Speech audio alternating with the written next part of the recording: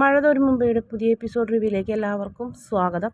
അങ്ങനെ ഹരിനെ തെളിവെടുപ്പിനായിട്ട് കൈതക്കൽ മാളിക വീട്ടിലേക്ക് കൊണ്ടുവരികയാണ്. അപ്പോൾ പോലീസുകാരെയും വണ്ടിയൊക്കെ കണ്ടപ്പോൾ നമ്മുടെ മനു എവിടേക്കോ പോകാൻ നിൽക്കുകയായിരുന്നു. അവിടെ തന്നെ നിൽക്കുന്നുണ്ട്. ആ കാഴ്ചകൾ കാണാം. എന്തായാലും വീട്ടിൽ അങ്ങനെ ഒരു സംഭവം നടക്കുമ്പോൾ പോകാൻ പറ്റില്ലല്ലോ.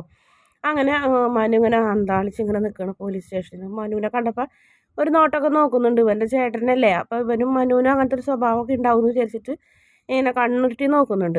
അതേ നോട്ടം തന്നെയാണ് നമ്മുടെ ഹരിശങ്കറും മനുവിനെ നോക്കുന്നത്. തനിക്ക് സന്തോഷമായില്ലേടോ അല്ലെങ്കിൽ തനിക്ക് തൃപ്തി ആയില്ലേടോ എന്നുള്ളൊരു നോട്ടമാണ്. 2-3 തവണ അങ്ങനെ സൂക്ഷിച്ച് നോക്കുന്നുണ്ട്. തന്നെ രക്ഷിക്കാൻ വന്നില്ല എന്നുള്ളൊരു ഭാവം കൂടി ഹരിയുടെ നോട്ടത്തിലുണ്ട്. മനു ഒരു കുലുക്കമില്ലാതെ തന്നെ അവിടെ നിൽക്കണ്. എന്താ സംഭവിക്കണേന്ന് അറിയില്ല. അപ്പം അതിന് മുന്നേ തന്നെ അമ്മയുടെ അടുത്തേക്ക് കൊണ്ടുപോകണം. ഹാളിലേക്ക് കൊണ്ട് പിടിച്ച് തള്ളണ് ചെയ്യുന്നത് ഹരിനെ. ഹരിക്ക് ഭയങ്കര അപമാനവും അമ്മയുടെ മുന്നിൽ വെച്ച് തോലി ഉരിയുന്ന രീതിയിലുള്ള സംസാരമൊക്കെ ആയിരുന്നു നമ്മുടെ SIയുടേത്. ഹരി ചെയ്ത് കൂട്ടിയിട്ടുള്ള എല്ലാ തെണ്ടിത്തരങ്ങളും സ്വന്തം അമ്മയുടെ മുന്നിൽ വെച്ച് തന്നെ SI പറയുന്നത്. ഇതൊക്കെ ഞങ്ങൾ എങ്ങനെ അറിഞ്ഞെന്നാവും നിങ്ങൾ വിചാരിക്കുന്നത് അല്ലേ? ഇവനെ കൊണ്ട് ഞങ്ങൾ തത്ത പറയിപ്പിക്കുന്ന പോലെ എല്ലാം പറയിപ്പിച്ചു. ഇവൻ ചെറുപ്പത്തിലെ കുടിച്ച മുലപ്പാലില്ലേ, അതുവരെ ഞങ്ങൾ കക്കിച്ചിട്ടുണ്ട് കേട്ടോ എന്ന് പറയും. അതിനുശേഷം ഹരിയുടെ മുറിയിലേക്ക് കൊണ്ടുപോകും. മുറി കൊണ്ടുപോയിട്ട് തെളിവെടുപ്പ് നടത്തുമ്പോൾ ശരിക്കും പോലീസുകാരുടെ ബോധം പോകുന്ന രീതിയിലുള്ള കാര്യങ്ങളൊക്കെ ആയിരുന്നു അവിടെ നിന്ന് കിട്ടിയത്. അതോടുകൂടി തന്നെ മനസ്സിലായി ഇവൻ ശരിക്കും ഒരു പീഡനവീരൻ തന്നെയാണെന്ന്. ഇവൻ പെൺകുട്ടികളെ ട്രാപ്പിലാക്കും. ഇവൻ അകത്താക്കിയില്ലെങ്കിൽ ഇവൻ ഇനിയും ഒരുപാട് പെൺകുട്ടികളെ നശിപ്പിക്കും എന്ന് ഇവൻ്റെ അമ്മനോടൊക്കെ പറയുന്നുണ്ട്. പിന്നെ ഇവനെ നിങ്ങൾ കാണില്ല. ഇവൻ ഇറക്കാൻ വേണ്ടി നിങ്ങൾ സമയം ചിലവാക്കിയിട്ട് ഒരു കാര്യമില്ല. കിട്ടില്ല ഇവനെ നിങ്ങൾക്ക് ഇനി. അത്രമാത്രം തെറ്റുകൾ ചെയ്ത് കൂട്ടിയിട്ടുള്ള ഒരു മകനാണ് നിങ്ങളുടെ ഇത്. നിങ്ങൾ ശ്രദ്ധിക്കാണ്ടേ, നിങ്ങൾ വളം വെച്ച് കൊടുത്തിട്ടല്ലേ ഇങ്ങനത്തെ ഒരു മകനെ നിങ്ങൾ സൃഷ്ടിച്ചതെന്നൊക്കെ ചോദിച്ച് കമലരെ തൊലി ഒലിക്കുന്നുണ്ട്. എല്ലാം കുറച്ച് അമ്മ കേൾക്കട്ടെ എന്ന് തന്നെ മനുവും വിചാരിക്കുന്നുണ്ട്. മനു അവിടെ തന്നെ നിൽക്കണ്. എഴുത്തിക്ക് ചെല്ലാണ്ട് സഹകരിക്കാണ്ടൊക്കെ മനു അങ്ങനെ നിൽക്കണ്. അതിനുശേഷം കൈതക്കൽ മാളിക വീട്ടിൽ നിന്ന് പിന്നെ നേരെ പോകുന്നത് നമ്മുടെ നെടുമ്പുരയ്ക്കൽ ബാലചന്ദ്രൻ്റെ വീട്ടിലേക്കാണ്. അവിടേക്ക് ചെന്ന് ഇതേപോലെ തന്നെ നമ്മുടെ രോഹിത്തിൻ്റെ മുറിയും സാധനങ്ങളൊക്കെ പരിശോധിക്കും. പക്ഷേ ഹരിശങ്കറിൻ്റെ മുറിയിൽ കിട്ടിയ പോലെ ഒന്നും രോഹിത്തിൻ്റെ മുറിയിൽ നിന്ന് കിട്ടില്ല. പ്രത്യേകിച്ച് രോഹിത്ത് അത്രയ്ക്ക് അങ്ങോട്ട് കുഴപ്പക്കാരനല്ല എന്നുള്ള കാര്യമാണ് നമ്മുടെ SIക്ക് മനസ്സിലായത്.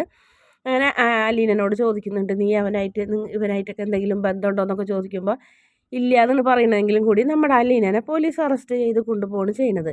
കൃഷ്ണമോൾ എന്ത് ചെയ്യണമെന്ന് അറിയാണ്ട് ആരോട് സഹായം ചോദിക്കുന്നു ആലോചിച്ച് പിന്നെ പെട്ടെന്ന് മനുവിനെ വിളിച്ച് കാര്യങ്ങളൊക്കെ പറയുന്നുണ്ട്. വീട്ടിലത്തെ ആ നാടകമൊക്കെ കഴിഞ്ഞിട്ട് വിശ്രമിച്ചിരിക്കുകയായിരുന്നു മനു ചാടി എഴുന്നേൽക്കും. അലീനനെ എന്തിനാ കൊണ്ടുപോകണം? അലീനയും ഈ കേസും തമ്മിൽ എന്ത് ബന്ധം? ഒന്നും അറിയില്ല ചേട്ടൻ മനുവേട്ടൻ പോയിട്ട് വായോ, അച്ഛൻ അറിഞ്ഞിട്ടുണ്ടെങ്കിൽ പിന്നെ എന്തായിരിക്കും അവസ്ഥ എന്നൊക്കെ പറയുന്നുണ്ട്. എന്തായാലും അലീനനെ കൊണ്ടുപോയിട്ട് അതായത് അലീനനോട് ചോദിക്കുന്നുണ്ട്. അപ്പോൾ ഇവരായിട്ടുള്ള ബന്ധം എന്ത് ബന്ധം എന്നൊക്കെ ചോദിക്കുന്നുണ്ട്. ഒരു ബന്ധമില്ല എന്ന് പറഞ്ഞപ്പോഴാണ് ആ പഴയ കേസെടുത്ത് പോയി പറയുന്നത് പോലീസുകാർ. അങ്ങനെ അലീനനോട് ഒരു പരാതി എഴുതി തരാൻ പറയും അവന്മാരെ കൊടുക്കാൻ വേണ്ടിയിട്ട്. പക്ഷെ രോഹിത്തുള്ളത് കൊണ്ട് തന്നെ അലീന പരാതിക്ക് തയ്യാറാവില്ല. അങ്ങനെ അലീന പരാതി എഴുതി തരുന്നേരം അവിടെ ഇരിക്കട്ടെ എന്നും പറഞ്ഞ് അലീനനെ പോലീസ് സ്റ്റേഷനിൽ പിടിച്ചു വയ്ക്കും. പിന്നീട് അലീന ഇറങ്ങിയതിന് ശേഷമാണ് അപ്പോൾ അലീനനോട് നമ്മുടെ രോഹിത്ത് പറയുന്നുണ്ട് ഒരു തെറ്റും ചെയ്തിട്ടില്ല എന്ന് പറയണേ. അപ്പോൾ പോലീസുകാരൻ അലീനനെ ഇറക്കാൻ വന്ന വക്കീലിനോടും മനുവിനോടായിട്ട് ഇങ്ങനെ പറയുന്നേ, ആ പെൺകുട്ടി പറയണം എന്നാലും രോഹിത്തിന് രക്ഷയുള്ളൂ എന്ന് പറയുന്നേ. അത് വേറൊരു പോലീസുകാരനാണ് പറയുന്നത്. ഇവരോട് ചെറിയൊരു ദയ സ്നേഹമൊക്കെ ഉള്ളത് കൊണ്ട് പറയുന്നതാണ് ഒരു പോലീസുകാരൻ.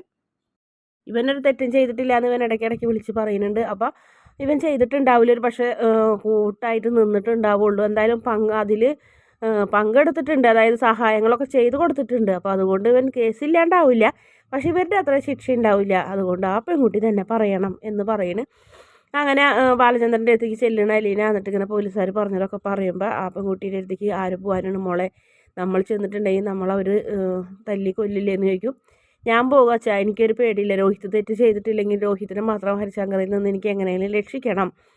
എത്രയായാലും അവൻ എൻ്റെ സഹോദരനല്ലേ, ഒരേ ഒരു സഹോദരനല്ലേ എന്ന് പറയുന്നത്. അപ്പം ബാലചന്ദ്രൻ അത് ശരിയാണെന്ന് നമ്മൾ മനസ്സിലായി. പക്ഷേ അലീനനെ പറഞ്ഞയക്കാൻ ബാലചന്ദ്രന് തീരെ സമ്മതം ഉണ്ടായിരുന്നില്ല. അങ്ങനെ അലീന ബാലചന്ദ്രൻ്റെ സമ്മതത്തിന് കാത്ത് നേരെ ആ ശരണ്യരെ വീട്ടിൽ പോകുന്നതും അതിനുശേഷമാണ് ശരണ്യരെ വീട്ടുകാർ അലീനനെ ബന്ധുക്കളും നാട്ടുകാരൊക്കെ കൂടി ചേർന്ന് അലീനയുടെ തലയിലൂടെ മണ്ണെണ്ണൊഴിക്കുകയും അടിക്കുകയും പിടിക്കുകയൊക്കെ ചെയ്യുന്നത്. പിന്നെ നമ്മുടെ ഷാജി വന്നിട്ടാണ് അലീനനെ രക്ഷിച്ച് വീട്ടിലേക്ക് കൊണ്ടാക്കുന്നത്. പക്ഷെ അതിനുശേഷം അലീന നിർത്തിയില്ല. അപ്പോൾ ബാലചന്ദ്രൻ പറയുന്നുണ്ട്, അവന് വേണ്ടി ഇത്രയും അടിയും തൊഴിയൊക്കെ കൊണ്ടിട്ട് ഇനി നീ പോകണോ, നിന്നെ ഞാനിനി വിടില്ല എന്ന് പറയും.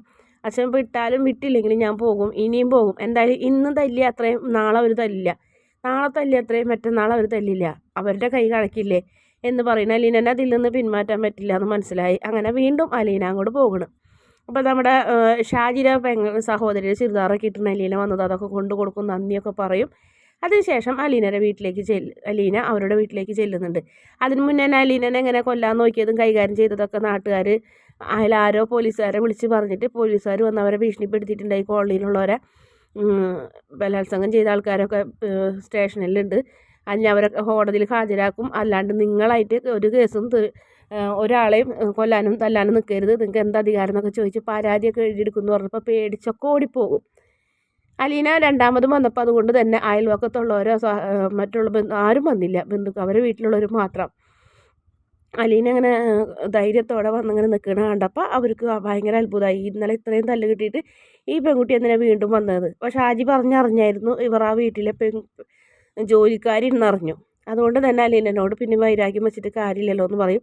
അങ്ങനെ നമ്മുടെ ശരണ്യയുടെ സഹോദരന്മാർ അലീനനെ കാണുമ്പോൾ ഇങ്ങനെ ആകെ ഒരു വിഷമത്തോടെ ഇങ്ങനെ മാറി നിൽക്കും.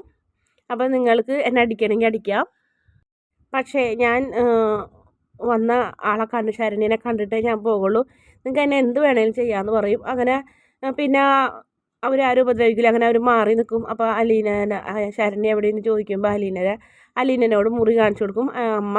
അങ്ങനെ അങ്ങോട്ട് ചെല്ലുമ്പോൾ അലീനയ്ക്ക് ശരണ്യനെ കണ്ടപ്പോൾ രേവതിക്കുട്ടിനെ പോലെ തോന്നിയത്, കരഞ്ഞ് തളർന്ന് കിടക്കുന്ന ഒരു ജീവനില്ലാത്തൊരു പെൺകുട്ടി, ഒരു ആരോഗ്യം പോലും ഇല്ലാണ്ട് തളർന്ന് കിടക്കണം. അപ്പോൾ അങ്ങനെ ഭയങ്കര വിഷമമാണ്.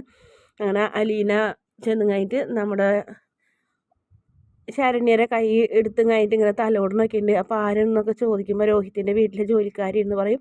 ഞാൻ രോഹിത്തിന് വേണ്ടി വാദിക്കാനോ അല്ലെങ്കിൽ രോഹിത്തിനെ രക്ഷിക്കാൻ പറയാൻ വേണ്ടി ഒന്നും വന്നതല്ല, നീ രോഹിത്തിനെ രക്ഷിക്കുകയും വേണ്ട, ഒരാളെയും രക്ഷിക്കേണ്ട.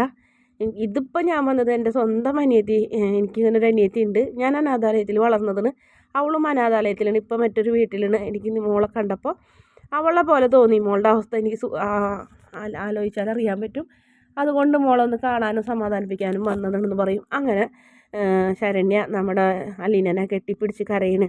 അലീനയ്ക്കും ഒരുപാട് സങ്കടമൊക്കെ വരുന്നുണ്ട്, കരച്ചിലൊക്കെ വരുന്നുണ്ട്. പക്ഷേ നമ്മുടെ